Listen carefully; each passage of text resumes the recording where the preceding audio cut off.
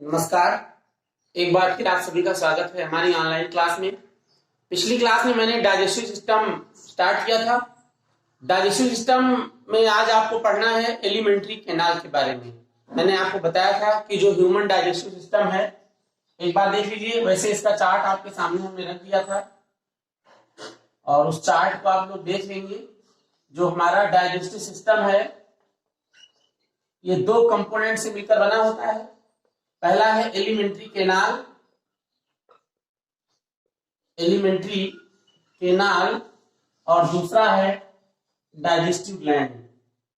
Alimentary canal और digestive gland, ये chart पूरा आपके सामने मैंने रख दिया था। ये डिस्क्रिप्शन बॉक्स में आज हम फिर डाल देंगे, इसको फिर से आप लोग देख लीजिएगा।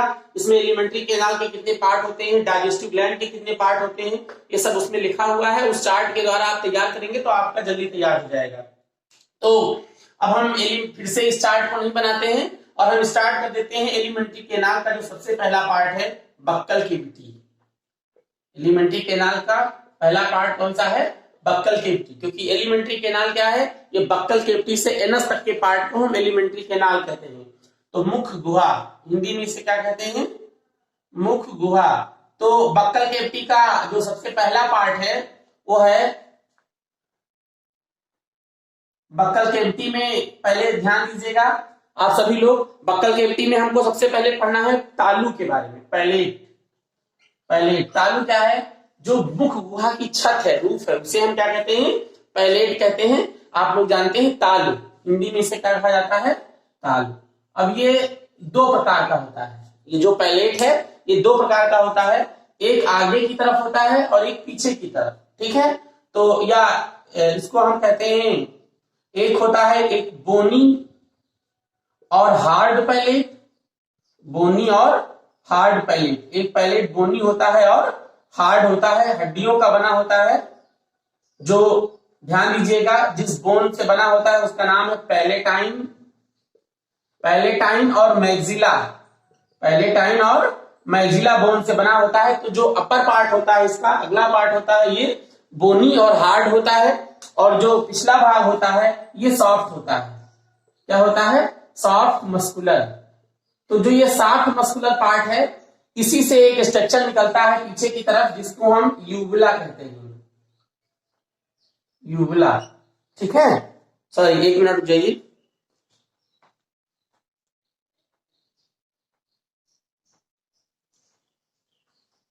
यूबुला, इसे क्या कहा जाता है? यूबुला। और यूबुला में ही ये पीछे की तरफ जाकर के इससे एक स्ट्रक्चर बनता है, निकलता है, जो जुड़ा रहता है, उसे हम कहते हैं टॉन्सिल। एक लिम्फॉइड टिश्यू पाया जाता है, बहुत इंपॉर्टेंट है ये लिम्फॉइड टिश्यू, और उस लिम्फॉइड टिश्यू को हम कहते हैं टॉन्सिल। आप सभी लोग जानते हैं टॉन्सिल। टॉन्सिल, ये टॉन्सिल बहुत इंपॉर्टेंट है क्योंकि इसके पास में एंटीबॉडी ये पाया जाता है। इसमें क्या पाया जाता है? एंटीबॉडी। ये ध्यान दीजिएगा, इसमें एंटीबॉडी ए पाया जाता है। ठीक है, इस वजह से ये लिम्फॉइड टिश्यू बहुत इंपॉर्टेंट है। तो ये बक्कल कैविटी का पार्ट है पैलेट। इसके बाद में इसको इरेज कर दे रहे हैं। नेक्स्ट देखिए, इसके बाद में टंग। टंग, जीभ की बात करेंगे। आप सभी लोग जानते हैं जीभ क्या जीभ कौन कौन से काम करती है डाइजेस्टिव सिस्टम में। तो सबसे पहला तो आप जानते हैं भोजन को ये चबाने में, सलाइवा मिक्स करने में हेल्प करती है। जीभ बोलने में सहायता करती है। अगर जीभ नहीं होगी तो हम साफ शब्दों में बोल नहीं पाएंगे। ठीक है, मतलब मेरे शब्द नहीं बनेंगे, हम बोल नहीं पाएंगे। भोजन निगलने में सहायता करती है तो जीभ में, और हमें स्वाद बताती है। सबसे इंपॉर्टेंट क्या है? स्वाद। जीभ के ऊपर ये एक मांसल स्ट्रक्चर होती है जो हमारे नीचे यहाँ ग्लॉटिस के पास जुड़ी होती है। ध्यान दीजिएगा, इसमें हमारे टंग में ये टेस्ट बड पाए जाते हैं।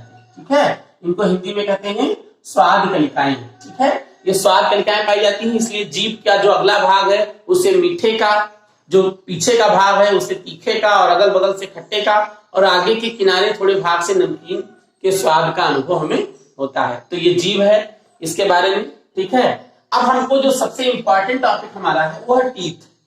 क्या है? टीथ। टीथ, इसके बारे में बहुत ध्यान से समझिएगा। टीथ आप जानते हैं कि टीथ के द्वारा ही हम क्या करते हैं, भोजन को चबाते हैं, पीसते हैं, छोटे छोटे खंडों में डिवाइड करते हैं, तब जाकर के वो पाचन के योग्य बनता है और उसे हम निगलते हैं।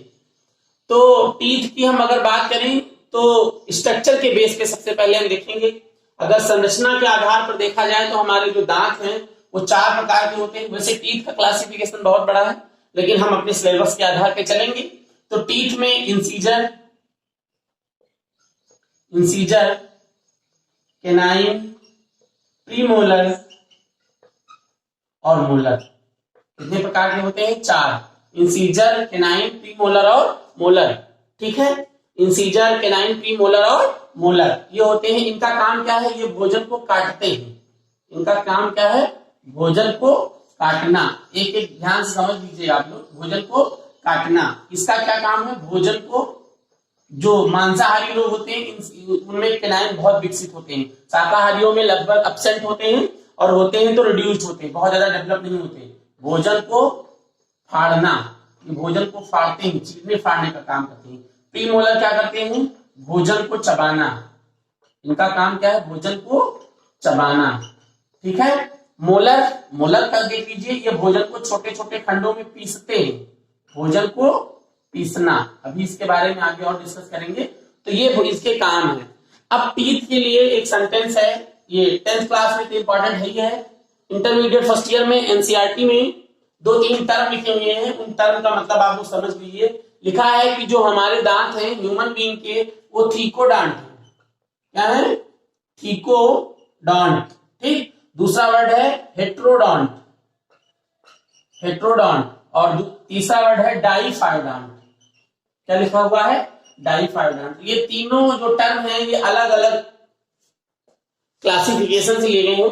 थीकोडॉन्ट ऐसे दांत को कहते हैं जिनका जो दांत पूर्ण रूप से एक बोनी सॉकेट में, देखिए जैसे मान लेते हैं कि ये टीथ है और ये एक बोनी सॉकेट में पूरा नीचे तक बैठा होता है, बंद होता है। ऐसे ये एक बोनी सॉकेट है, इस सॉकेट के अंदर ये दांत क्या है? पूरा बैठा हुआ है। ठीक है, जड़ इसकी बोनी सॉकेट में पूरी बैठी हुई है। तो ऐसे टीथ को हम क्या कहते हैं? थीकोडॉन्ट। ध्यान दीजिएगा। ठीक है, ये ऐसे टीथ को हम क्या कहते हैं? थीकोडॉन्ट। हेट्रोडॉन्ट क्या कहते हैं? जिनका स्ट्रक्चर अलग हो, जो संरचना में एक समान ना हो, जैसे इंसीजर, केनाइन, प्रीमोलर और मोलर। डाइफाइडॉन्ट ऐसे टीथ होते हैं जो 2 बार होते हैं, यानी एक बार दांत आके चले जाते हैं फिर दोबारा आते हैं, है ना। मानव में केवल 2 ही बार दांत आते हैं, एक बार मिल्क टीथ और दोबारा परमानेंट टीथ। तो इन टर्म का मतलब आप समझ लीजिएगा। डाइफाइडॉन्ट का मतलब 2 बार दांत का होना, हेट्रोडॉन्ट का मतलब स्ट्रक्चर अलग अलग होना, और थीकोडॉन्ट का मतलब दांत जो है वो बोनी सॉकेट में पूर्णतया बंद हो। तो ये देख लीजिए। अब आपको देखना है, पहले थोड़ा सा टीथ के स्ट्रक्चर के बारे में जान लीजिए। ध्यान दीजिएगा।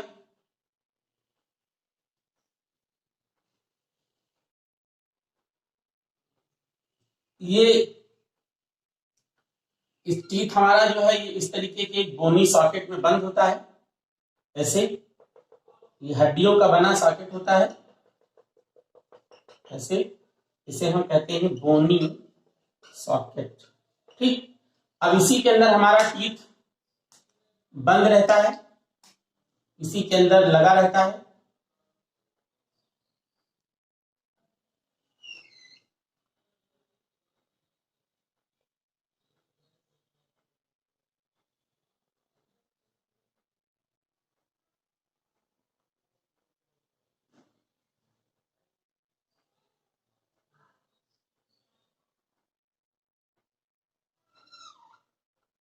अब इसके बाद में क्या होता है कि इसके अंदर पल्प कैविटी पाई जाती है। इसके अंदर क्या पाई जाती है? Pulp cavity. और इसी पल्प कैविटी के अंदर कनेक्टिव टिश्यू भरे होते हैं। इसी के अंदर ब्लड वेसल्स, नर्व सेल। ध्यान दीजिएगा, ये तंत्रिका कोशिकाओं का जाल, रुधिर केशिकाओं का जाल इसके अंदर फैला होता है। ये ब्लड वेसल, जिससे इसको न्यूट्रिशन मिलता है। ठीक है। और नर्व सेल, इसी के अंदर नर्व सेल पाई जाती है। और इसके अंदर जो ये गुहा होती है, ध्यान दीजिएगा, इसे हम पल्प कैविटी कहते हैं। क्या कहा जाता है इसे? Pulp cavity. ठीक है। अब टीथ के ऊपर एक कवर पाया जाता है। सॉरी, यहाँ हम रेड मार्कर से बना रहे हैं, ध्यान दीजिएगा। टीथ के ऊपर ये एक कवरिंग पाई जाती है और ये कवरिंग जो है वो इनेमल नाम के पदार्थ से बनी होती है। किससे बनी होती है? इनेमल। ध्यान दीजिएगा, इनेमल, ये इनेमल बहुत ही कठोर होता है। ये इनेमल क्या है, ध्यान दीजिएगा, अगर कहीं पूछा जाए कॉम्पिटिटिव एग्जाम में तो इनेमल क्या है? Hardest part of our body, hardest part of our body, ये हमारी बॉडी का सबसे कठोर भाग है। ठीक, अब जो टीथ है इसको 3 भागों में बांटा गया है। ये नीचे वाले पार्ट को रूट कहते हैं, ऊपर जो उभरा बाहर भाग निकला होता है उसे नेक कहते हैं, और जो ऊपर की तरफ पार्ट होता है उसे हम क्राउन कहते हैं। तो रूट, नेक और क्राउन। अब क्या है, ये टीथ हमारा जिस टिश्यू से बना होता है वो डेंटाइन है। जिस टिश्यू से बना है उसे क्या कहते हैं? डेंटाइन। जो व्हाइट कलर जो इनेमल है ये केवल अपर कवरिंग है, बाहर की आउटर कवरिंग है, जबकि हमारा दांत मुख्य रूप से किससे बना होता है? डेंटाइन का। ठीक, तो ये डेंटाइन का बना होता है, समझ गए? तो इस तरीके से इसके स्ट्रक्चर के बारे में देख लीजिएगा, ये स्ट्रक्चर बना लीजिए।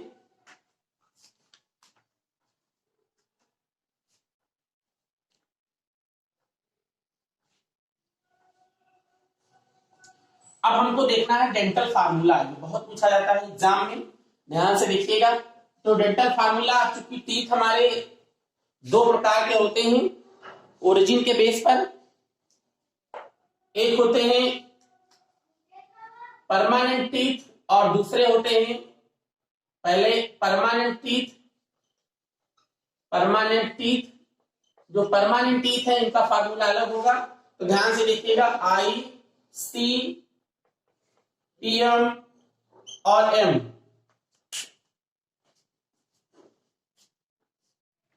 तो ये आपका है परमानेंट टीथ। तो परमानेंट टीथ के फार्मूले में आप ध्यान दीजिएगा, I for incisor, C for canine, PM for premolar और M फॉर मोलर। ये चारों चीजें आपको याद रखनी है और इसको हमें फार्मूले में अप्लाई करना है। तो 2 1 2 3 अपान 2 1 2 3, ठीक है, इंटू 2। अब ये इंटू 2 का मतलब क्या है कि इसमें ऊपर वाले जितने भी नंबर है वो और जो नीचे वाले नंबर है वो सबको आपको 2 से मल्टीप्लाई करना है।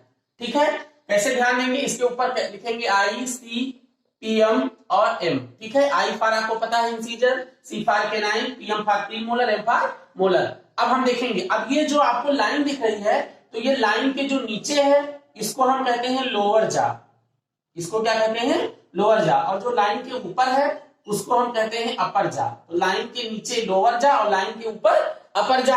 अब ध्यान देना है, अब इसमें देखना है, तो 2 को 2 से मल्टीप्लाई करेंगे, 2 2 जा 4, यानी अपर जा में कितने इंसीजर हो गए? 4। ठीक है, और 2 2 जा 4, लोअर जा में कितने इंसीजर हो गए? 4, और टोटल इंसीजर की संख्या कितनी हो गई? 8। तो इसे हम इंसीजर, कैनाइन, प्रीमोलर और मोलर टीथ को अलग अलग आसानी से निकाल सकते हैं। अब हम कैनाइन पे जाएंगे, तो 2 1 जा 2, 2 1 जा 2, यानी अपर जा में 2 कैनाइन और जो है लोअर जा में 2 कैनाइन, टोटल मिला के कैनाइन की संख्या 4। ऐसे प्रीमोलर में 2 2 जा 4, 2 2 जा 4, टोटल कितने हो गए? 8, है ना, और अपर जा में 4 और लोअर जा में 4। ऐसे ही मोलर में, तो 2 3 जा 6, 2 3 जा 6, टोटल कितने हो गए? 12। अब काउंट करिए, तो 12 और 8 20 और 4 24 और 8 32, ये 32 दांत होते हैं हमारे परमानेंट टीथ। तो ये हमारे परमानेंट टीथ का फार्मूला था। अब अगर मिल्क टीथ की बात करें, तो मिल्क टीथ में इसको नोट कर लीजिए, मिल्क टीथ में हम कैसे देखेंगे? सेम चीजें रहेंगी मिल्क टीथ में भी, बस खाली इसका नंबर बदल जाना है। इसमें क्या होता है?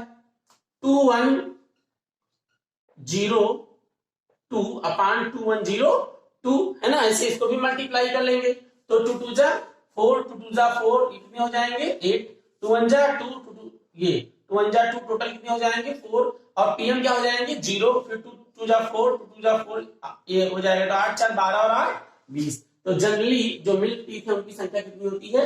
20 20, बाकी वो 28 भी हो जाते हैं, ये इसके अकॉर्डिंग बढ़ता रहता है। तो ये परमानेंट टीथ, ये वो परमानेंट टीथ था, और ये क्या है?